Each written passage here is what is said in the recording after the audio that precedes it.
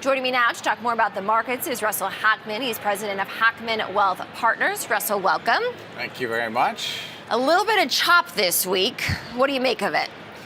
Well, it has been obviously an exciting year. A lot of gains that people are sitting on, not only for this year, but for the last 5 years. You look at the S&P up 100% over the last 5 years, and that gets, people are sitting on gains, and it gets them nervous when you start having these couple percent down days. Yeah. And in terms of how we watch this volatility take shape, what's behind the recent bout? Of course, the government shutdown was in focus. Now it's reopened, and AI seems to be at least providing some caution in the market right now. Yeah, there's a lot of speculation about where things are going to go with AI. You have OpenAI having made so much in the way of funding commitments that they don't really have the funding for. Some concern that some of this has gone too far, too fast, right? And some people have made a lot of money in those technology names, and so concerned that you could see a pullback, maybe a significant pullback sometime. At the same time, you have a lot of uncertainty around the Fed. You were talking about kind of 50-50 on December cut. Inflation's staying around 3%. Personally, I'm concerned about 3% inflation, and maybe it could go higher. Mm-hmm. What's your view on how the Fed should proceed come December? Listen, I think the Fed has kind of changed its tune. Like a few months ago, they would have been saying, hey, we're way above 2% inflation. Now they seem comfortable with 3%. I think that's part of the politics at hand here.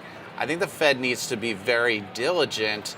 There are, people really voicing, and, you can't help but just go to the grocery store yourself or go out shopping and see, like, hey, everything's costing more. Like, my healthcare went up 14% this year. Like, there's real inflation, and I think that's a danger out there, not only to the economy, but to the markets. Yeah, and when we look at earnings, we know most of the companies have reported. Per usual, they're exceeding expectations, but the big report that we'll get, at least in the AI space, is NVIDIA, and that's a little over a week away. What are your expectations heading into that report? Well, I mean, clearly, NVIDIA, I think, is probably selling everything they could possibly make, right? That's clear. The question is, and you have the big tech companies, the Metas, the Microsofts, the Amazon, basically building data centers, buying AI chips as fast as they can. I think the question is, at some point, do they start to say, hey, we need to pull back on some of this spending because, where are the actual returns for us? There's starting to be some bottlenecks in the energy space.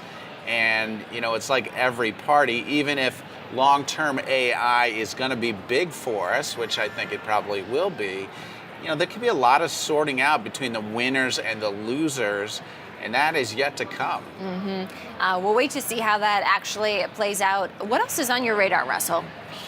Well, we're thinking about, for our clients, a lot of whom are retired folks, is, hey, there's just been a lot of gains in the stock market.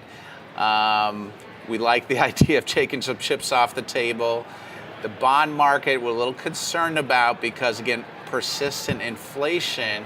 And so the question is, how do you get kind of steady, balanced growth over time?